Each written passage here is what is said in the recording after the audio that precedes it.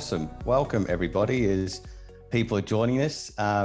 George Margelis, Greg, Satur, welcome, gentlemen, to the 8th session of the Hayylo Insights webinar and what will be our final webinar for the year. So thank you both for joining us. Thank you. Thanks for the invitation. Awesome. Awesome. Georgia, we've been waiting for this one for a little while now. And I thought I might just kick off by passing on some apologies. Unfortunately, Merlin, who was going to join us today from Innovators, became sick yesterday and can't join us today. So, Greg, I'm gonna lean on you a little bit to fill a little bit of that innovations gap around the sector. But so Merlin sends his apologies, and to everyone joining us, we'll try and get Merlin back on in the new year as well. So yeah, shame you can't join us today. Look. There we go. We've got comments already. Dan says, hi, George. Just a bit of reach out from your fans there, which is fantastic.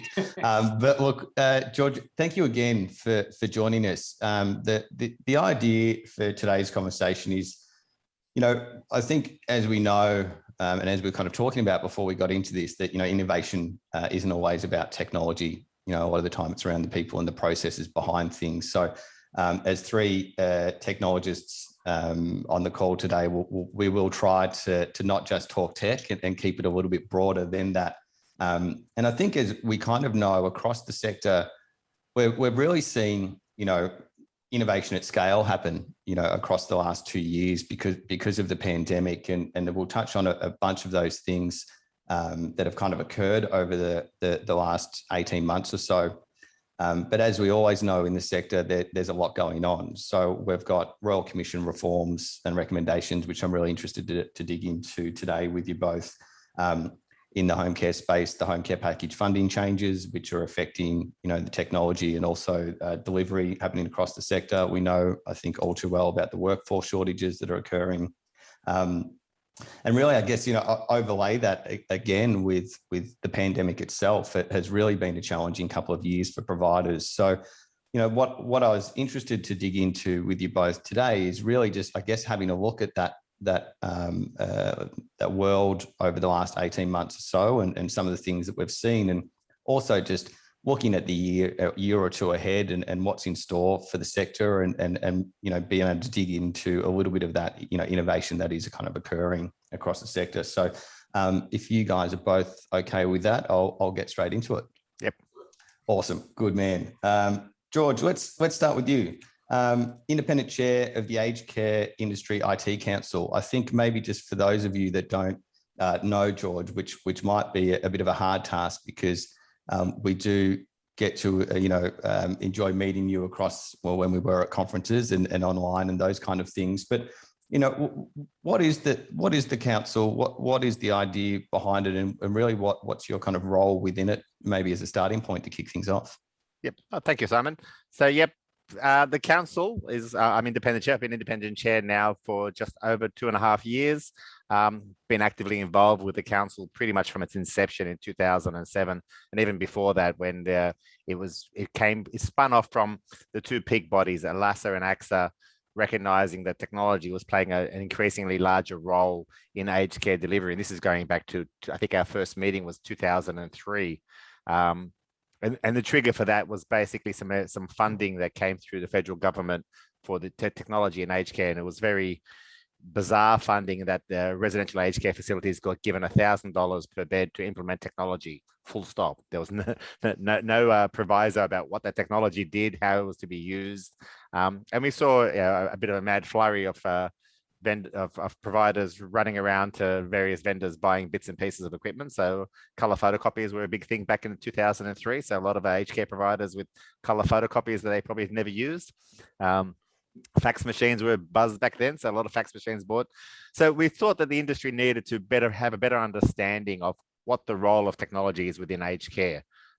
Because it was nascent industry, there were a couple of providers at play. And I remember the very first event I attended was in 2004 in Hobart, where some of the large software providers like LeeCare were actually demonstrating their wares on a literally a trestle table with a couple of pamphlets and floppy disks for those of us old enough to remember those. So, as we've watched the industry progress over those almost 20 years, we've seen some massive changes, but the recognition that technology is a tool that we can use in aged care, but understanding the value of that tool is important, understanding how you implement and utilize those tools, helping providers understand procurement. I mean, buying hardware and software isn't like buying a TV. It's an ongoing investment and an ongoing requirement for support and understanding that. So the council was officially formed in 2007 after we ran a number of what we called IT roadshows in aged care around the country with back then Glenn and Rod, and has progressed since then. Since then, it's formalized as an organization. It's co-owned by the two peak bodies, ACSA and LASA, although they don't play a large operational role in it, but they do support us going forward. And obviously, our key goal is to provide support for aged care providers. So we're not a vendor organization. We're not even a consumer organization. We support providers in the adoption of technology to improve aged care. Over the years, that's progressed from running our annual ACIITC event, which has sort of been a highlight of the calendar over the last 10 or so years. And I know Hayylo has been one of our award nominees and winners in that event, where we get the industry together. And I think the large part of our success has been that capability for the industry to network and discuss issues in a live environment, where they can compare notes, see what works, talk about what doesn't work, discuss the various challenges. And you've touched on there, workforce, financing, all those sort of issues that are core underpinnings of the technology to adoption. Over the years, we've done things like in 2017, we sort of took a more structured approach and developed what we call the roadmap for technology, recognizing that as organizations become larger and more complicated, understanding how that they implement technology and the requirements around core infrastructure, core standards, core knowledge bases around implementing technology important. We developed the roadmap in 2017. About 2 years later, we developed the evidence base around that roadmap so people can understand more how that technology can be utilized and demonstrations of how it's utilized. Last year, we produced a Care IT report, which looked at utilization of technology within industry and saw the heterogeneity of that. So we saw some people using a lot of technology, some people using no technology. General consensus that no one was really satisfied that they were using technology to its fullest extent. And a lot of that was because the communication between what they had and what they needed to report, either to government, to regulatory authorities, to payers, to families, to workforce, were lacking. So integration was a key thing we found to be missing across the sector. And then, of course, we were actively involved. We reported and worked with the Royal Commission on a couple of recommendations that they were looking at in particular around the use of technology, and which led to recommendation 68, recommendation 67. I think it's 128 as well. A number of recommendations within the Royal Commission specifically focused on technology, but also a large number of recommendations that have a technology requirement behind them. So as you start looking at things like star rating systems and quality indicators, that requires us to have accurate, timely data, and delivering accurate, timely data is something that we haven't been very good at in aged care, because most of our data requirements have been either for financial reimbursement or for regulatory requirements, rather than data for quality improvement and safety understandings and efficiency improvement. So there's a lot of things happening there. My background is I came from the acute care. So I'm a medical doctor by training, been involved in medicine for almost 40 years now.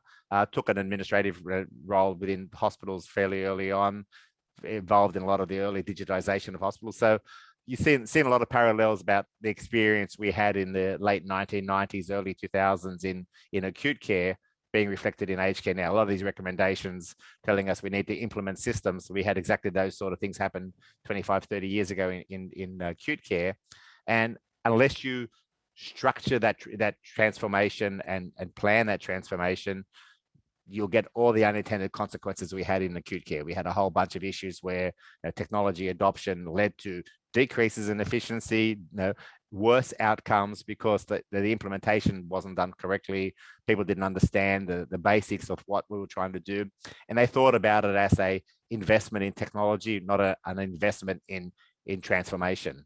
I think that's what we really need to think about in aged care now. We're not talking about just digitizing the industry. We're talking about transforming the industry using digital as a tool. So that's my background. It's really exciting. I mean, I'm really enjoying the time with the council in the chair role, working with the board to drive some adoption of technologies. We're doing a lot of work now with the Australian Digital Health Agency. We're also doing some work with the Department of Health, specifically looking at how we take those recommendations and implement them, because March 1 this year was very exciting. We got 148 recommendations. Implementation of those recommendations is what makes a difference. And that's where we're up to now. Yeah, I think that's probably thank you for that. It's a great overview of kind of the world and what you and the council have been kind of working through. And I guess that's probably an interesting place to start a little bit. You were talking about the recommendations 67, 68, and I think the 128 as well. And which 68 is the universal adoption of the aged care by the aged care sector of digital technology in the My Health Record, so the connection into My Health Records. And then 67, which is going to look at the preceding year, looks around improving data interactions, so between health and the aged care system in itself. I think maybe just anchoring back on as you were talking about, in the clinical care environment, those lessons that were kind of learnt around implementation versus just the investment in technology. How is the sector responding? And I know I wouldn't say we're in early days of it, because we're already amongst some of those funding changes with the home care packages that we were talking about before. But is the sector taking those learnings on? What maybe as part of the council is working to drive those things outside of what you were talking about? So look, I think the sector understands the complexity of what's ahead of us. Some more than others. Some have ramped up their teams that are involved in these digital transformation projects. Some have recognized that they don't have the internal skill sets and they've gone to third parties to support them.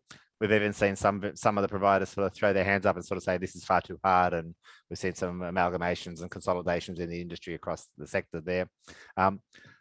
The key thing there is that recommendation 68 is both very broad and sort of says everyone has to have a digital clinical information system, without really defining what a digital clinical information system is. But then it also focuses in on how it uses My Health Record as a conduit for data to be shared across the system. And we've got a couple of facets to that. So My Health Record for it initially was never really designed as an aged care tool. It was designed very much as a healthcare tool. However, the agency has set up and is up and running now an aged care program office specifically looking at how to utilize My Health Record and the other digital assets of the Digital Health Agency. So recognizing that Digital Health Agency is much more than just My Health Record, but let's be honest, the primary focus at the moment and over the last few years has been My Health Record. How to leverage that as a tool to support aged care providers and consumers to take advantage of the system of what's available in the system. So there's some work being done now to just get, for example, residential aged care providers on board. I mean, the reality was to access My Health Record as a provider in the past, you expected to be an APRA registered medical practitioner, nurse practitioner, very specific registrations.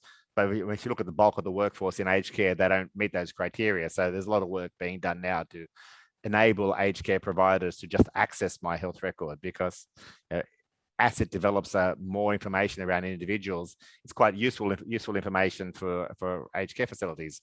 Advanced care directives, we've been talking for years about the need for advanced care directives. Well, having a central repository where you can access those advanced care directives is a very great first step.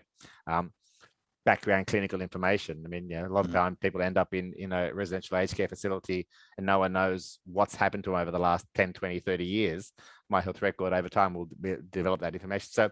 So the work to do around getting aged care providers, and it is initially residential aged care providers, but that will extend to home care providers as well. And there's no reason why home care providers can't get actively involved early on, although there will be a structured program around that as well.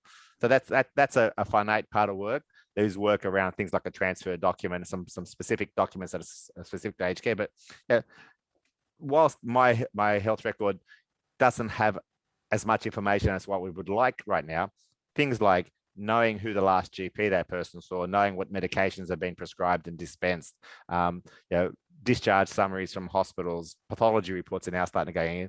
All that information starts to build up the credibility of the record and adds value, because often, and again, my experience working in both residential aged care and in general practice is that you're often flying blind. If you get a new person in, you don't know what you don't know, and you either have to do all those tests again, and often those tests without the context of previous tests don't have all that much value. But sometimes it's as simple as knowing that, hey, they saw a GP in their hometown 8 months ago. I'll just pick up a phone and have a chat to them and find out what's happening, and that'll streamline the process. So the My Health Record part's really important, and I'm excited by what the agency is doing there. And kudos to the agency for setting up the program office.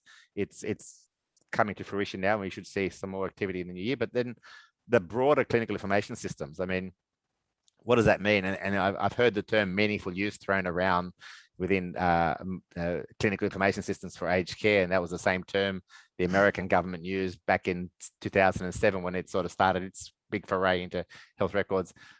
But meaningful use needs to be meaningful for the people who provide care on a daily basis. So we need to be very careful that we don't get bureaucratic measures and regulatory measures that seem relevant to people in faraway offices, but things that are relevant on the ground. And that's one of the shortcomings we saw in acute care, in that we put in all these fields that were relevant for regulatory and for financial requirements, but they totally disrupted the workflow. And in the United States, we saw this particularly badly, where the burden of documentation that was initiated by poorly designed record systems led to burnout and practitioners refusing to use them, or even worse, entering poor data.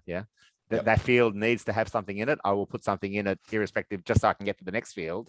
But that has a flow-on effect, because that data actually has a flow-on effect going forward. So the key thing there is for us to first of all define what do we want in a clinical information system. I mean, it goes beyond just next of kin and birth dates and Medicare numbers. It needs to understand what is relevant clinical information in aged care, but also understand that aged care is not necessarily the same as healthcare. I mean, there's data we capture in aged care which healthcare doesn't capture, and there's data that healthcare captures that we don't capture in aged care. And whilst I've seen in my career residential aged care facilities progress from hostel type situations to essentially repatriation hospital type situation, we need to keep in mind that aged care is around providing people quality of life in a home environment. This is not for them to, this is not an ICU for the end of life. I mean, whilst we see more of that, it really is that. So understanding what clinical information systems are, active feedback from providers about what data is useful to them. And I think that's where we need to develop a research base where we can research that information. The evidence, it may be nice that we catch up some information, but unless we can demonstrate with evidence that it makes a difference, just capturing information for information's sake and storing it and sharing it. I mean, my artificial intelligence friends tell me that's great. I can use that for lots of research, but in a practical world, we need tools we can use in real time. So 68 still needs a lot of work to be done. We need to focus in on what it is, and then we need to work with the software community to implement that.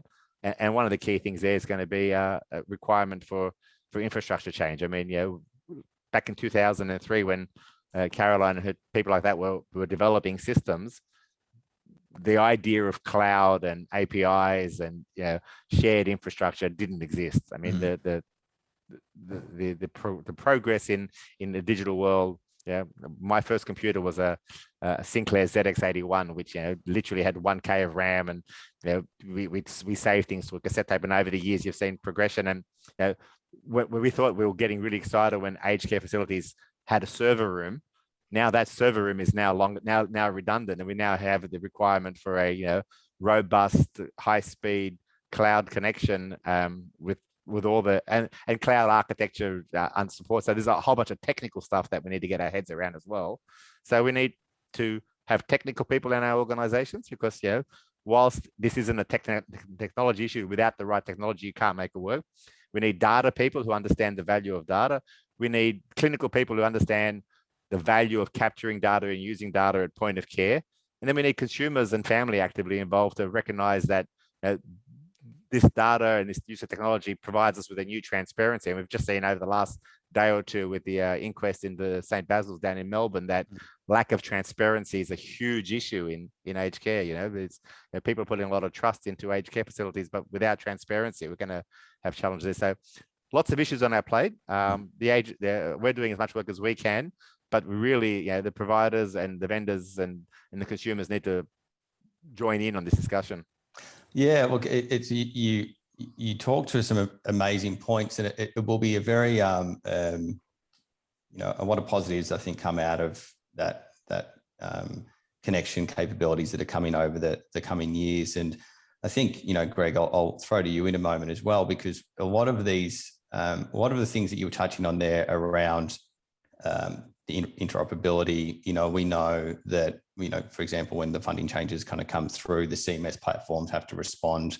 And, they've done a lot of that uplift over the last few years to bring them onto cloud and to have the plugs in and out through, integration and APIs and those kind of things. So that infrastructure has definitely had that uplift. And we know even today, I guess you would say that the potential issues or limitations of, some of the data and presenting that data to the frontline teams and the customers and the families is already a burden in a sense to the sector. And, bringing this next level of data capability into the sector, it will be quite a challenging time for providers to kind of navigate through that.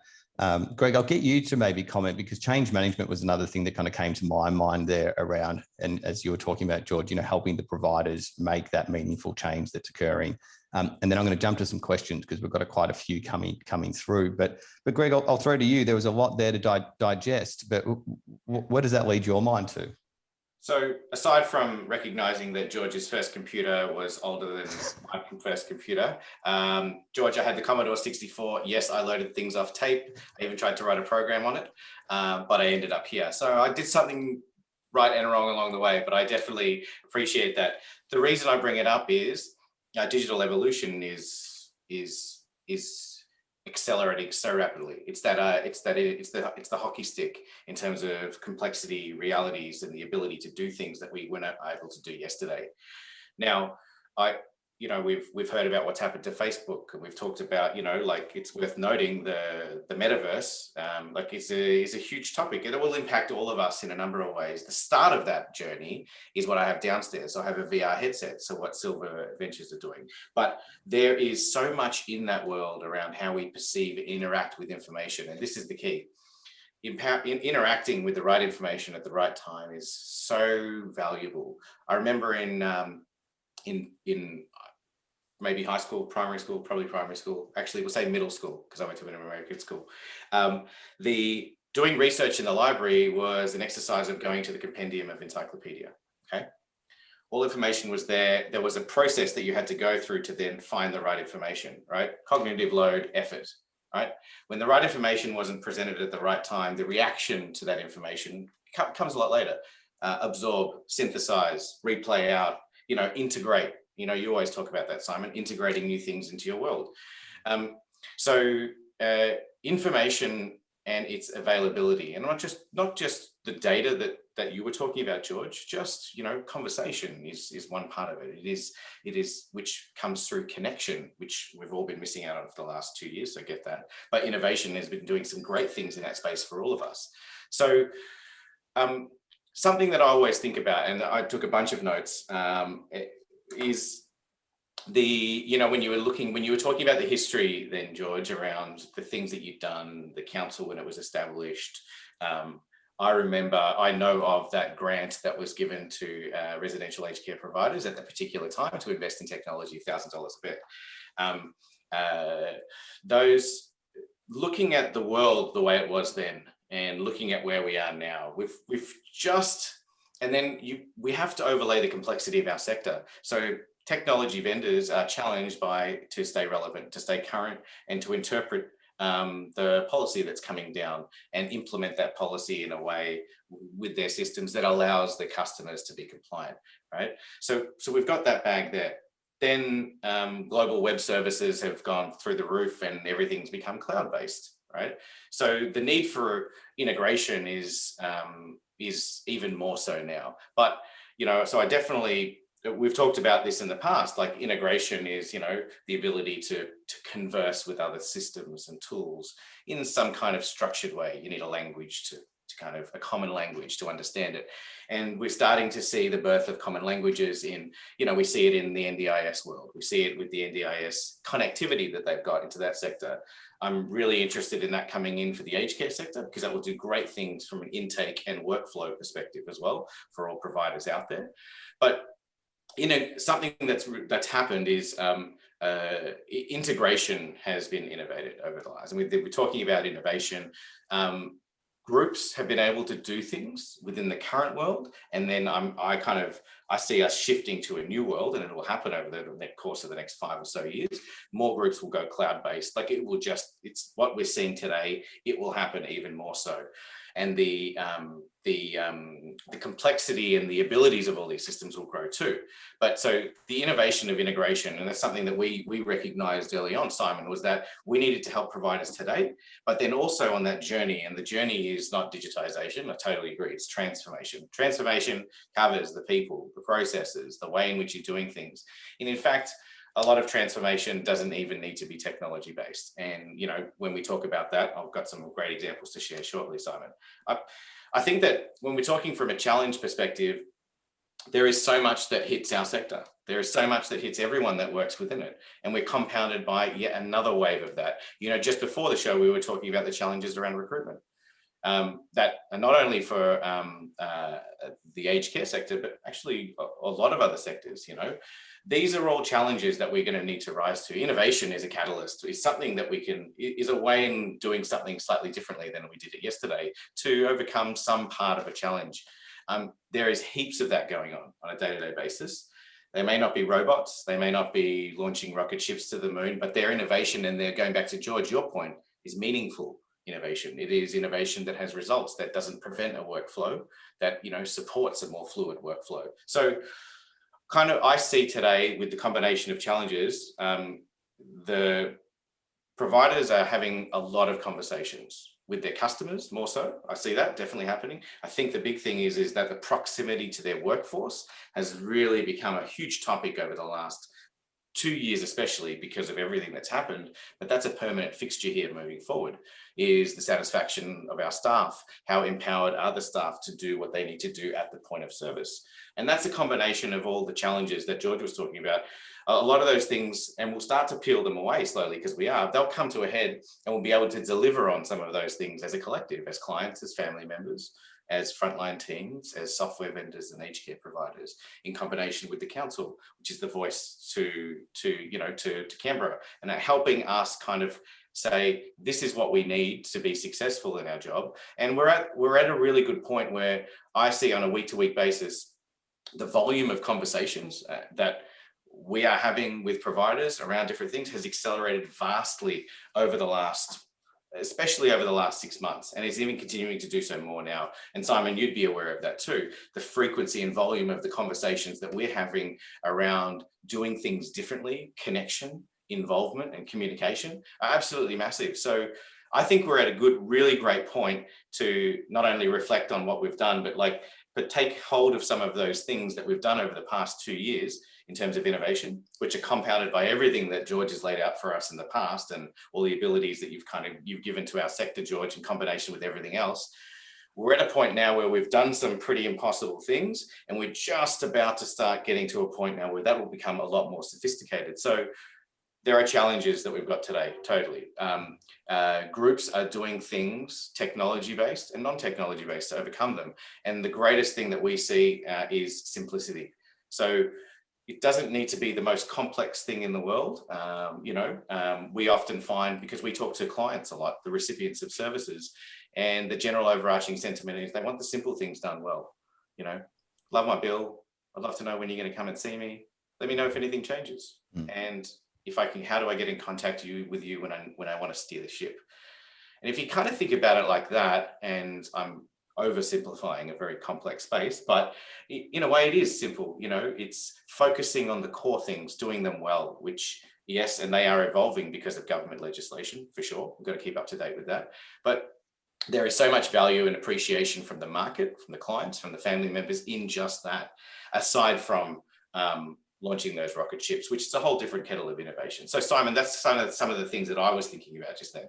Yeah, awesome. Look, there's so much to dig into here, and there's some questions I'm going to get to after this. But I think that is a really interesting point, because George, what you're talking about is very much around that clinical intervention, so to speak. And Greg, as you started to touch on, VR headsets and some of the more kind of peripheral, new types of technologies to come and start plugging into that framework and into the sector. It does at times feel like that those newer types of innovations get a little bit stifled because of that constant change that's occurring with the clinical or with the back office uplift. But what I'm going to throw some questions out, and Greg, maybe the first one, funnily enough for you, because a question here. Just scroll up, so excuse me, leaning over the camera. Michael D was just talking, had two questions, and one I think, George, could be good for you to extend on a little bit. But he was asking around data literacy and essentially saying, how are actionable insights being delivered to the front line from multiple technology platforms? So we talk a lot about integration at the moment, coming up in the years ahead, the integration into the My Health records and what have you. But Greg, maybe for you to start, where are we seeing that at the moment? How is that actually playing out for providers, now that we do see more interoperability around the sector? Yeah, so the way I think about it is in a use case perspective. So a challenge that we set ourselves quite early on in the piece, granted we didn't know enough about it back then, so that's my hand up around that, was, wouldn't it be amazing, and we have all these statements at Hayylo, wouldn't it be amazing when a team member walks into a client's home, they have X, Y, and Z, insight into what happened previously. George, you were just talking about that, right? Peripheral insights from the community that may have been there. Again, went to number one. And number two, what has my team done since I was here? What happened? And it seems so simple, but that's what we're seeing now. That's kind of what we're seeing. When groups are able to expose, transform, simplify, and share that information with the front line, because that's our responsibility as companies, as providers, and as leaders, is to share things and drive clarity and understanding, right? So what happens then is you have amazing insights, and it does not, so the insights that the worker has are up to them, the frontline team member, are up to them to kind of look at, and up to them to kind of understand what they want to take with it. Now, it comes down to, when we think about digital literacy, a lot of data, it's been clinical, it's been very hard to consume. The challenge is simplification and clarity. It is when we're exposing this information, it is to transform it in certain ways that works really well. And an example of this was a group in Western Australia, Chorus. They implemented a hub model for their home care organisation. So it went from a hugely centralised kind of business, which is typical across most home care, where you have a centralised management team, case managers, etc., and they've gone out to local teams, right? So where they have an intimate group of support and frontline team members with a kind of a semi-leader in the group, working with a small group of clients. So what they did was they enabled insights for the workers. They enabled the workers when they arrived through the use of technology to see what had happened previously, to look at the feedback from the family, to understand what brother John and sister Susan had done when they were there 2 days ago. And this informed them intuitively to not only adjust what they were going to do or consider what they were going to do, but also converse and engage with the client in great ways, and experience and the customer experience that we deliver on a day-to-day basis is hugely paramount to service delivery. So, Simon, that's one way that we're seeing data being exposed and presented to provide outcomes and great outcomes for clients. Yeah. No, that's great. And from a vendor lens, I really kind of like that after, George, what you were talking about and seeing how that plays out into the community. George, going back to you, how does the council, what work is the council doing? And this is a question here from Michael again, but around that data literacy, and is there core initiatives that are kind of happening in that space, or is there something that the council is focused on at the moment as well? Yep. So we've identified that the data literacy is a key component. One of the recommendations we made in our to the Royal Commission and as part of the Care IT report was the development of data skills training for aged care providers, but even positions within the aged care providers of data analysts and who take that data and know how to utilize it, understanding the context to it. And I think Greg's example is a great example there, that the data demonstrates that local delivery of services is more effective than centralized delivery of services, because sharing the right information amongst the right people enables them to make the right decisions. The centralized model, which is fine for things like compliance and financial reimbursement models, doesn't translate to a care model. So the need for data literacy from the ground up. So I'm not saying that a care worker at a bedside needs to be a specialist in the use of art to analyze data, but they need to understand the value of the data they collect. So therefore, the precautions they need to take about when they're collecting that data. Now, the privacy and security issues, but also the value of that data, where that data goes, so what the journey of that data is, so who else can access it to, and understand the interaction between that data. And then when you start getting to the higher levels, people who can analyze that data and look for trends and pick up on things that are going wrong quickly. So one of the big challenges we have in aged care is that we've seen a lot of these negative outcomes that came about that are revealed in the Royal Commission. A lot of those start off with near misses. This is one of the big things. I mean, one of my bugbears around these quality indicators. Currently, quality indicators are picking when things go wrong. What we need to do is track back before things go wrong, so we can identify the trends that suggest that we're heading towards something going wrong and do something about it then. And I think that's really important. We're using large data sets so we can capture, and we are capturing anyway. To Greg's point, a lot of that data that people have visited, what people have done, has already been captured. It just hasn't been shared. It hasn't been provided in a format where it's usable. So just sharing that data is key to it. So we're working with them both on basic clinical data skills and technology skills at a base level, but the need for core people within the organization to take advantage of that data, and an understanding of a data culture that is around not using this data just for compliance and for a rod on our back to make sure we've met purposes, but using the data for continuous learning, continuous quality improvement, continuous safety improvement, continuous efficiency improvement. It's that culture of a constantly learning organization that uses data as the tool for learning. I think that's really important. And so we've seen other organizations. I mean, just this morning I read that Telstra have signed a deal with Quantium. Previously, Commonwealth Bank have signed a deal with Quantium. Quantium are a large data organization which does a lot of data analytics. So more and more organizations are recognizing that the value of the data out there for their own improvement is critical. We need to do that in aged care as well, and part of that's going to be for us to have skill sets that don't just improve financial returns. I mean, finances are important, but at the end of the day, we're providing, so it's improving quality of life outcomes for our consumers. Yeah, that's fantastic. So there's some questions here.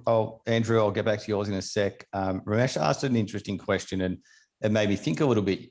George, you were talking about how the council And the sector has been looking back at general health and how we went through that transformation and how that's playing out into aged care. Does the council spend time, looking at, and I'd imagine you would, but looking at peripheral sectors as well, and looking at how they've made those leaps, into more of this interoperability and data sharing? Does the council look to other sectors quite a bit as well? Sure. So look, our primary focus has been on healthcare, recognizing that it's has some commonalities, but we work closely with banking, we work closely with telcos. I attend a number of events with all these organizations, looking at what their digital transformation journey was, where they saw benefits.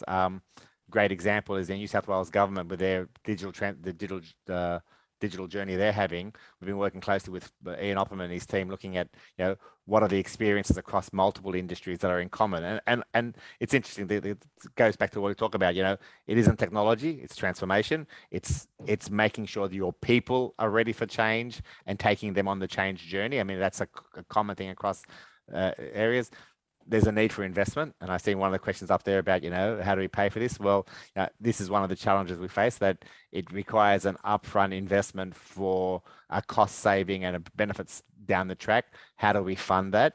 And with the current stress on administration burdens for aged care providers, that's something we need to understand. So again, we need to look at the how transformation is properly funded. But we work across all sectors.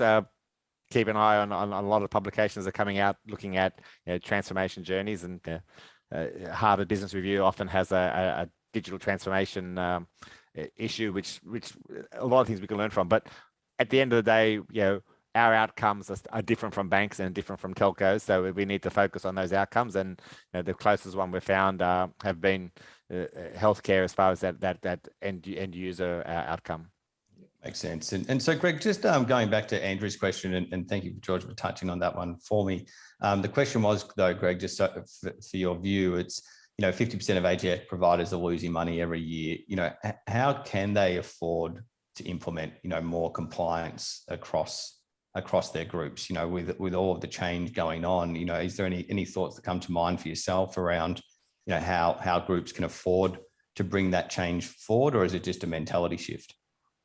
Yeah, so a couple of things. We could probably talk about from the groups that we've seen, and we talk to a lot of groups that are at vastly different stages of their journey. Some of them might be characterized into what George was saying is the older kind of style, and maybe that haven't adjusted or implemented net new systems in the last, say, 10 years. Others are the other side of that. When thinking about any investment, it always comes down to value, and thinking about, as you said, George, outcome.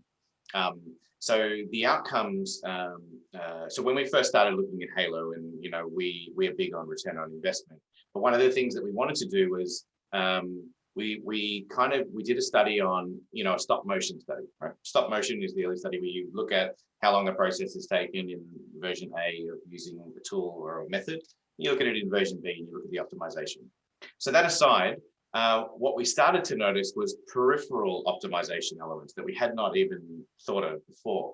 An example of one of them was typically most providers are phone and email based. So they'll have lots of inquiries coming into email. What we found is that the scheduling teams were sorting through email inboxes to determine what things to take action on and when, because it's a very transactional environment. And between each interaction or each email, they had to do a whole range of things and to facilitate that change. What we noticed is after the project, because they had an organized view that was characterized, this goes back to what George was saying about data hygiene, the list was now organized. So as a scheduling person, I can come in the morning, show me everything that's canceled, pops up on screen. They can immediately go and cancel all of those. And then that frees up the schedules to work on all of the changes, because as you know, like live rostering is an evolving beast. It is happening today, tomorrow, the next day, which is the next 3 or 4 days, high proximity and probability of change. So we discovered that there was value in what we call focus mode. Okay. And it was really hard to think about initially, but what we saw is the more you can keep your team working through things fluidly, the less break that they need to have to go and put some cognitive load or some thinking in another part of that process, in between what they're doing, you get, I'm learning to run at the moment, but you get cadence. Cadence happens. And cadence is not just for the organization, it's for the individual too. They have a focused time period where they're getting through the work in a more structured way. It gives them an outcome. You've got the client outcome. So thinking about that, the key thing is to work with vendors and understand ROI. Get them to illustrate it to you and get them to talk to you about it.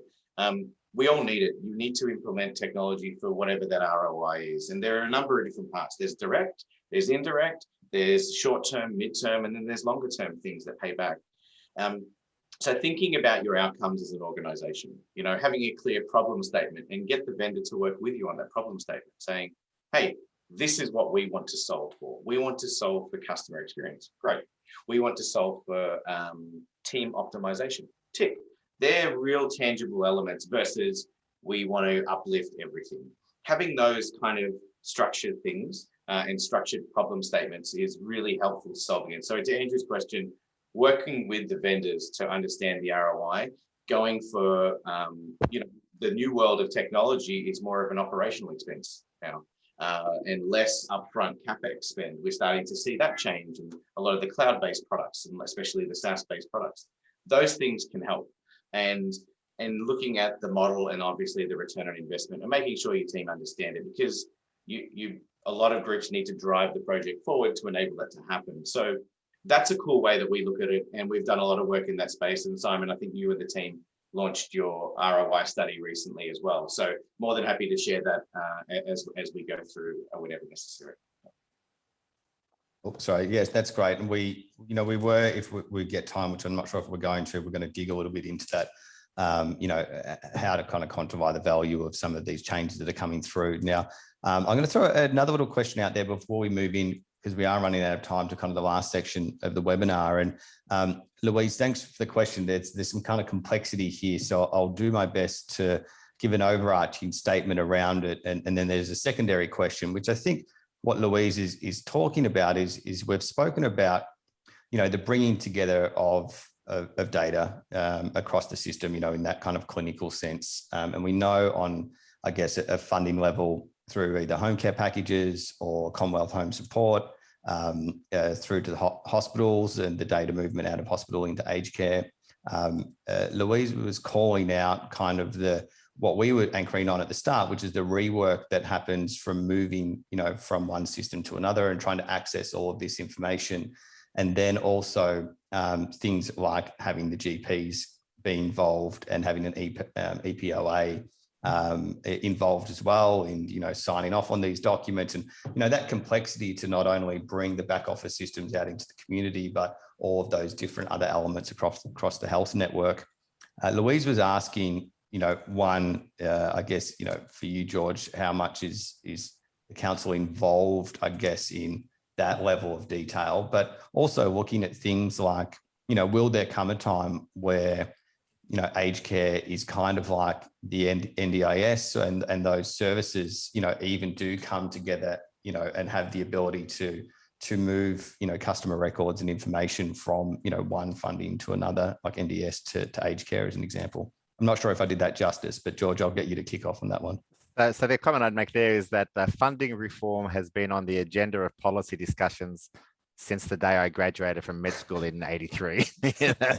Every meeting I go to, we talk about the need for funding reform, the change in funding models, how the current fee-for-service model doesn't work in healthcare, how the capped model doesn't work in aged care, how federal-state divides causes inordinate amounts of waste. And to Greg's point around return on investment, there was a study into healthcare which said something like 30 to 40% of expenditure in healthcare is wasted.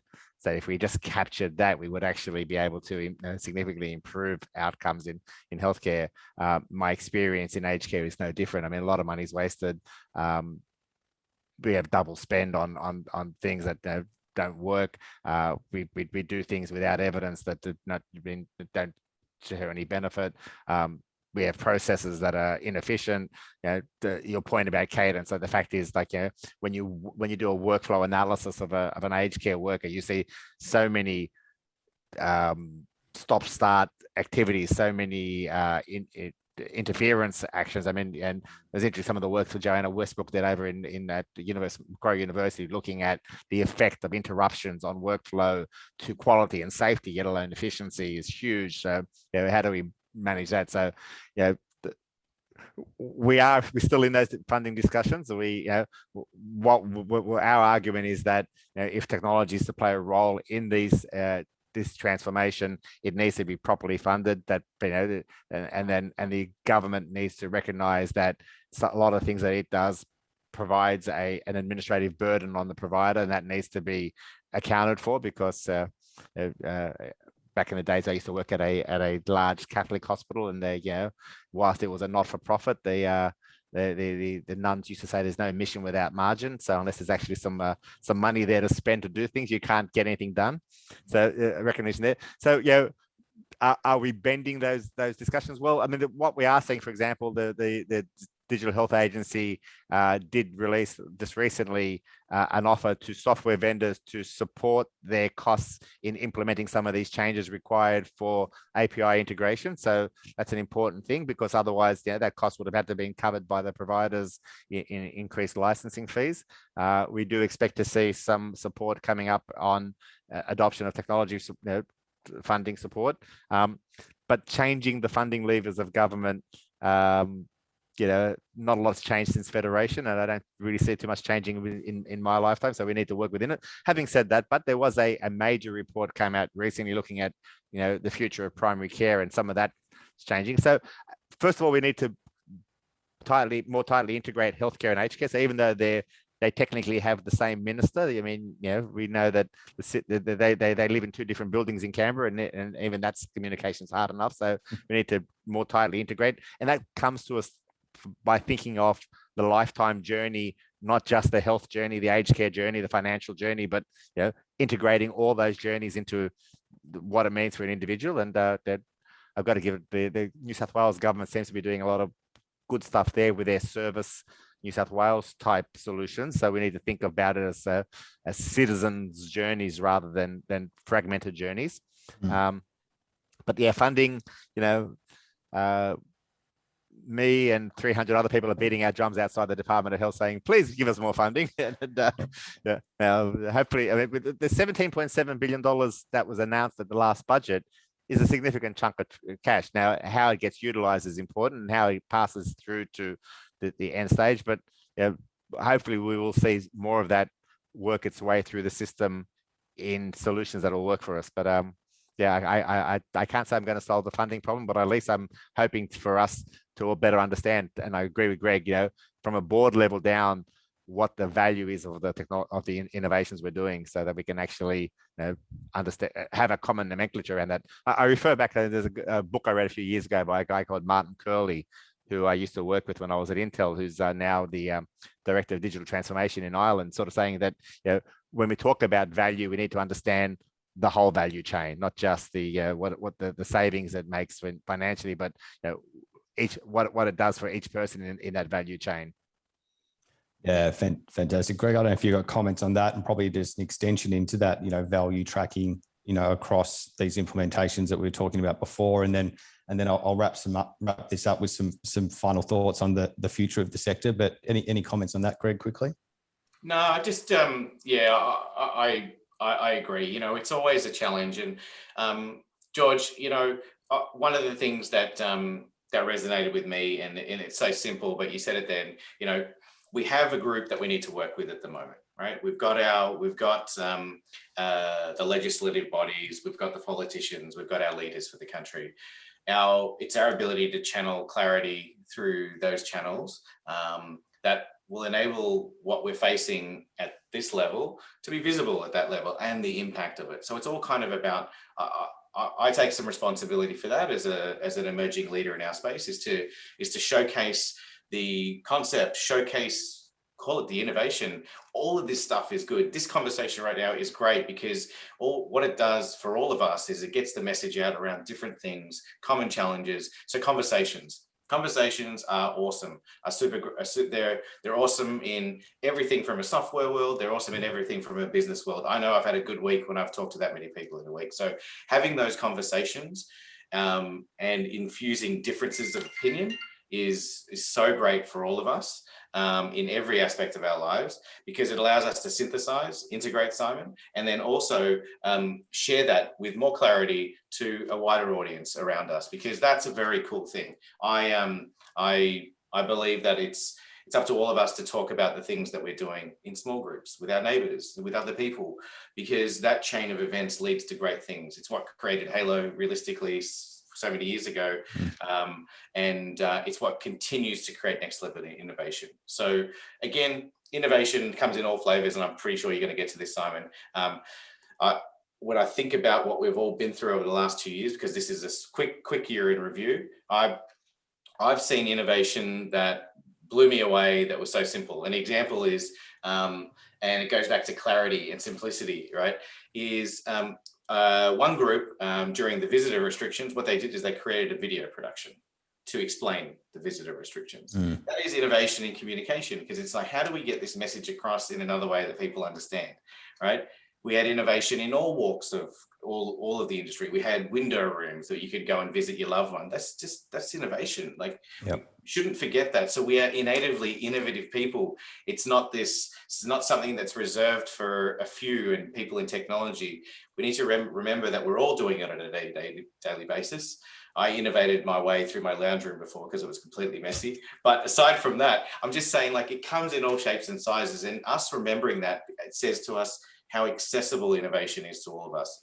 Because whether your teams know it or not, they're doing it. They're overcoming problems in new and cool ways.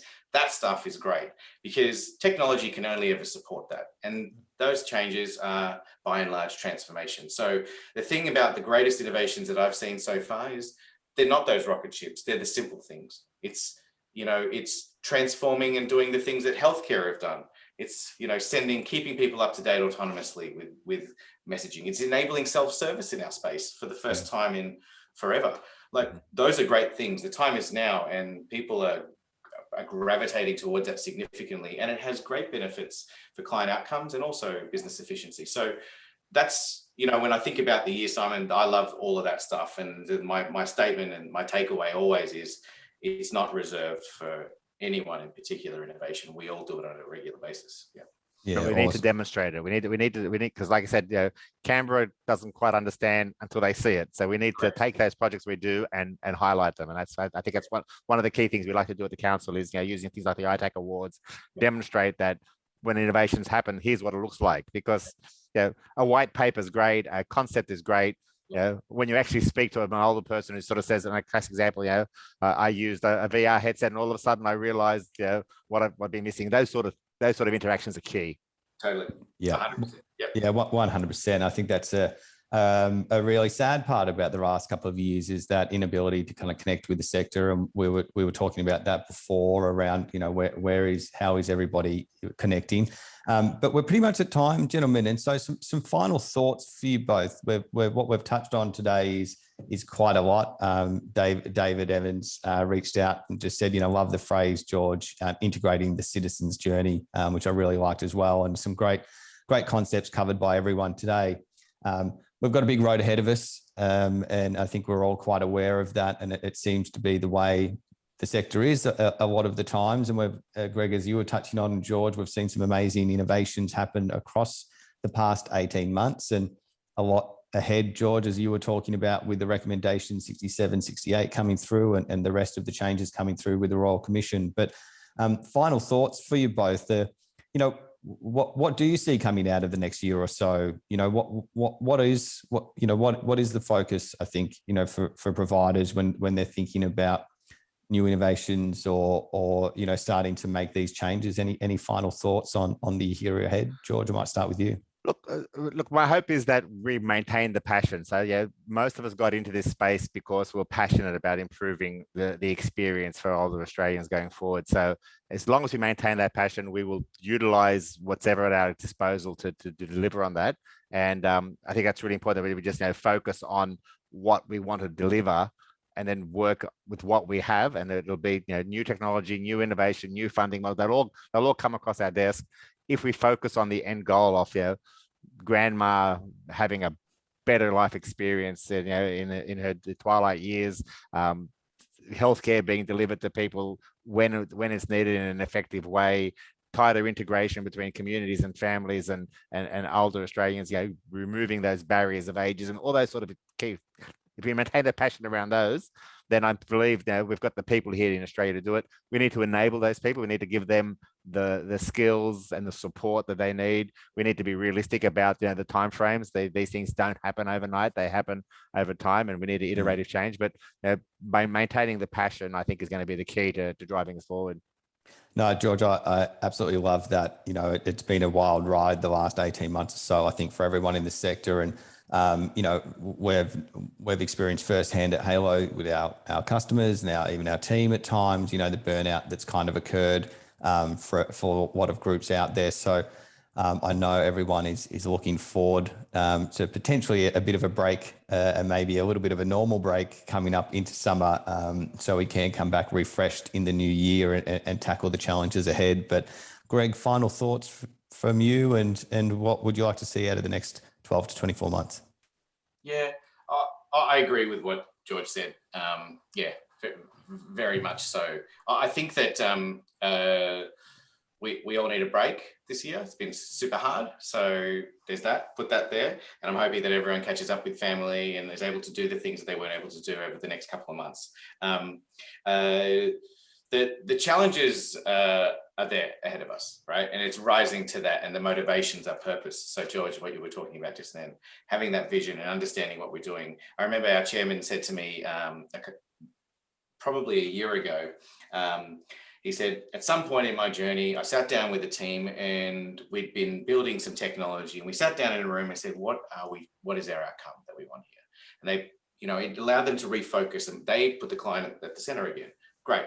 We're all basically doing that in our worlds, and we're all trying to do that. Providers, vendors, we're trying to put the client at the center, remembering that and honing in on that so that we can then build outwards, because placing the client at the center in healthcare, in aged care, it's this transformation that we're going through now, a vastly unpersonal service that's going to become hyper-personalized in future.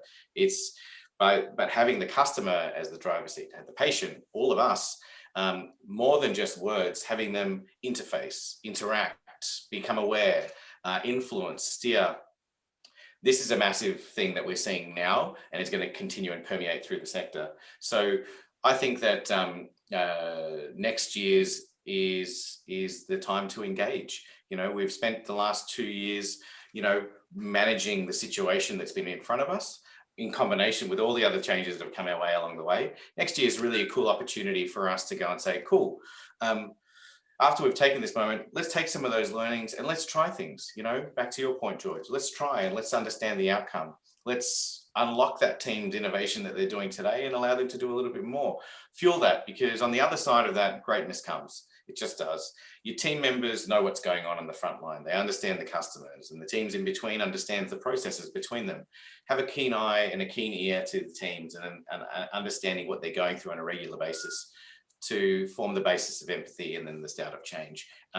We're at a great point where a lot of groups know a lot and so much more aware than they've been in the past around a whole bunch of different things that have come our way. But something great has happened to us.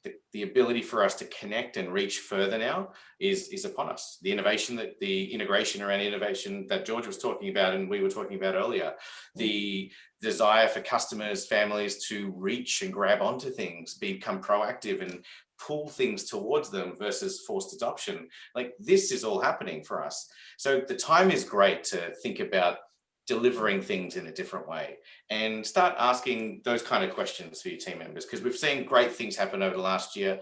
From our side and to all of you, we've seen huge recognition in communication and engagement, and we expect that to continue through the year, because engaging not only with your community but your teams, because that full picture comes together to support the client. That's a cool thing that we're going to see, and we're starting to see that move a lot more rapidly as we enter 2022. That's awesome, Greg. And George, thank you so much. It feels like we are heading towards a bit of a bounce back year next year, which is really exciting as we come into 2022. I'm going to coin it now, the year of the change makers. But thank you so much to the both of you. George, it was great to finally have you on for the last installment of the Hayylo Insights webinar. To everybody that's joined us today and throughout the year, thank you so much. We know you're all very busy, and we really enjoyed connecting with you all in this forum. We hope to pick it up again in the new year.